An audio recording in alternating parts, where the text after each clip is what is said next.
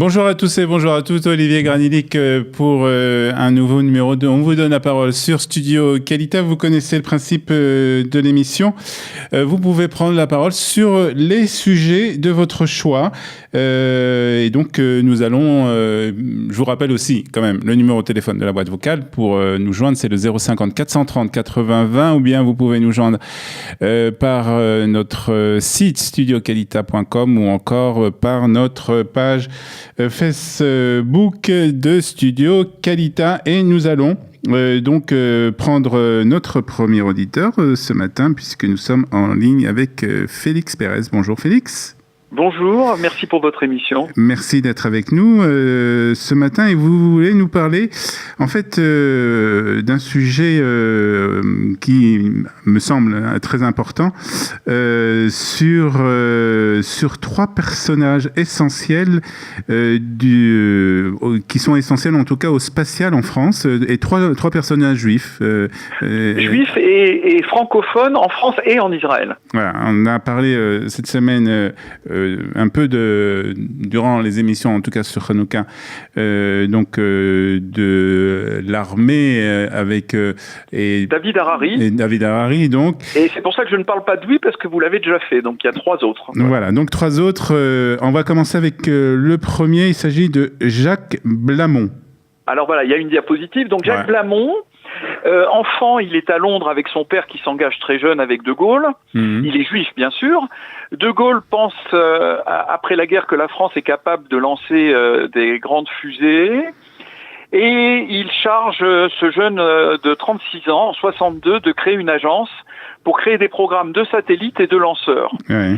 C'est Jacques Blamont qui a l'idée de créer des technologies très très pointues pour observer de l'espace. Donc il va lancer les premiers satellites, mais pour les lancer, il faut des lanceurs, des fusées. Et donc il crée une agence pour développer des fusées avec 2-3 autres personnes, mais c'est le père de tout ça. Il a 36 ans, il va rester très très longtemps à la tête de tout ça. Et il va réussir son pari, puisqu'il va faire fabriquer les premiers satellites français. Et il va réussir Ariane 1, la première fusée française, qui va poursuivre son activité. Il va co-diriger le CNES. Alors, il a aussi eu l'idée de créer une base de lancement en Guyane, parce qu'au précédent, on verra tout à l'heure, auparavant c'était à Amaguirde en Algérie. Lui, il fait créer ça en Guyane. Et il a aussi développé des missions planétaires internationales, et il a continué avec des coopérations très étroites avec la NASA. Alors ce qui est intéressant, c'est qu'en plus, comme ces trois personnages, parce qu'il y en a d'autres, mais ces trois-là sont restés engagés dans le judaïsme. Il a écrit notamment, parmi de nombreux livres, un livre sur l'histoire des Marranes, des Juifs Marranes de Toulouse, un gros livre, passionnant. Et sa femme Claudie a fondé et dirigé le très très important cercle de généalogie juive, dont les travaux sont essentiels à la généalogie juive. Elle l'a dirigé pendant 30 ans, elle l'a créé. Ouais. Donc c'est des personnages incroyables, voilà. Donc ça, c'était Jacques Blamont, le premier, donc on peut dire que c'est le père de l'espace français. Et européen du coup. Ouais. Alors, avant lui, dans un domaine un peu différent, parce qu'il n'a pas lancé une agence, il a lancé un programme, c'est Charlie Attali. Charlie Attali n'a pas pu continuer très longtemps en France, on verra pourquoi. Donc lui, il est né en 1930. C'est le père de la fusée Diamant. La fusée Diamant a été antérieure à la fusée Ariane, et sans la fusée Diamant, il n'y aurait pas eu Ariane. Il a été directeur de ce programme, point. Alors, la fusée Diamant, De Gaulle a voulu créer en 1959 des missiles pour lancer une bombe atomique. Ouais. Mais 2 ans plus tard, un groupe dirigé par Charlie Attali a pensé que de cette fusée, on pourrait dériver une fusée civile, à peu de frais supplémentaires. Donc avec peu de frais supplémentaires, il a dirigé 50 spécialistes de l'aéronautique pour fabriquer ce lanceur Diamant. Et ils ont réussi leur pari, et la France est devenue, grâce à Charlie Attali, qui vient d'Algérie, la 3e puissance spatiale. Donc ça, c'est dans les années 70 ? Non, c'est bien avant, c'est en 65. En 65. D'accord. Par contre, en 70, il est parti en Israël. Moshe Arens l'a fait venir comme ministre de la Défense. Donc il n'a pas pu continuer cette magnifique trajectoire en France, comme Jacques Blamont. Et en Israël, il a développé certaines filières de lanceurs fondamentales pour Israël. et les ancêtres des drones avec comme adjoint justement David Harari, c'était son adjoint. Il a réussi magnifiquement cela pour Israël, Begin l'a décoré, Israël lui doit énormément à Charlie Attali, et en plus, Israël le missionne dans les années 75-80, plutôt 80 d'ailleurs, pour recruter parmi 300 cibles potentielles en France, 40 ingénieurs.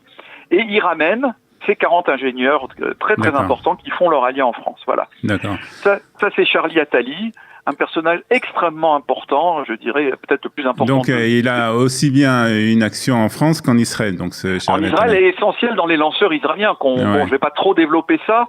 Il a démarré, j'ai oublié, son engagement sioniste dans les EI à Constantine, quand même, c'est intéressant de noter. D'accord. Voilà. Donc ça, c'est le deuxième personnage. Voilà. Donc, alors le troisième, parce qu'il y en a d'autres, mais le troisième a aussi un engagement juif, on verra après, il s'appelle Stéphane Israël déjà. Bon.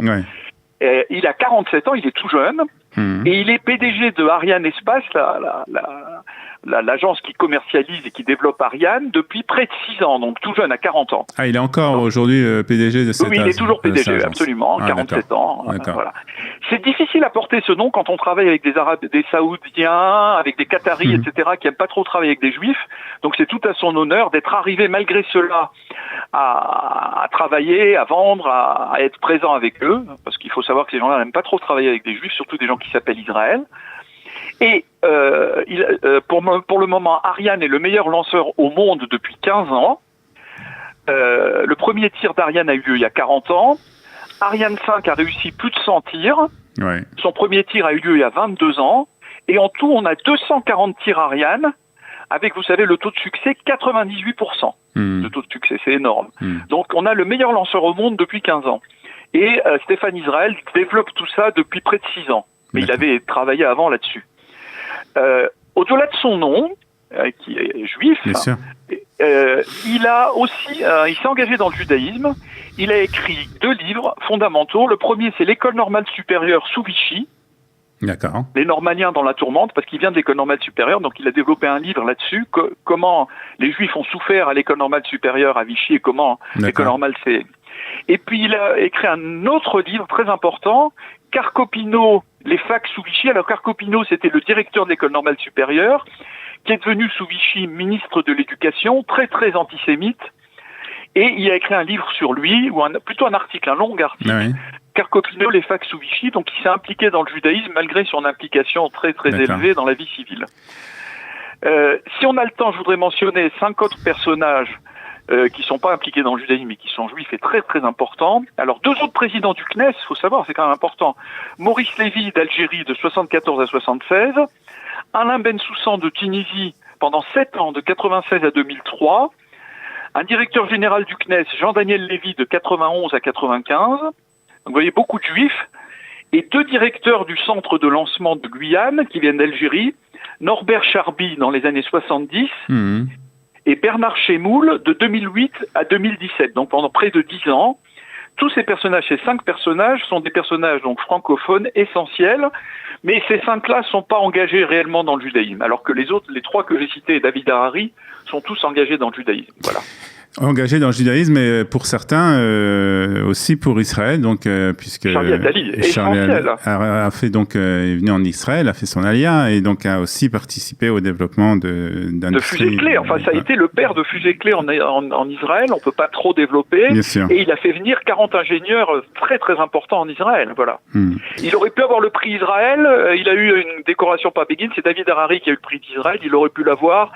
Mais voilà, c'était trop compliqué de faire trop de publicité là-dessus. Voilà. D'accord. Ok. Donc, merci beaucoup, Félix, de nous avoir parlé de ces personnages importants. Il faut leur rendre hommage, voilà. Et d'avoir rendu hommage donc à ces personnages du spatial, que ce soit en France, aussi en Israël. Francophone juif. Francophone juif. Merci de votre intervention ce matin. On vous donne la parole sur Studio Kalita. Je vous rappelle que pour nous joindre, c'est très simple. Il suffit de composer le numéro de notre boîte vocale, le 050 430 80 20, ou bien nous contacter par notre site studiokalita.com ou notre page Facebook de Studio Kalita. Vous pouvez intervenir sur les sujets de votre choix en nous contactant. Je vous souhaite une très bonne journée, une très bonne semaine. Nous nous retrouvons la semaine prochaine pour un nouveau numéro de On vous donne la parole sur Studio Kalita. Vous souhaitez vous exprimer sur un sujet qui vous tient à cœur? Studio Qualita vous donne la parole. Tous les mercredis, Olivier Granillic vous ouvre les portes de Studio Qualita pour une émission en toute liberté. On vous donne la parole, c'est tous les mercredis sur Studio Qualita.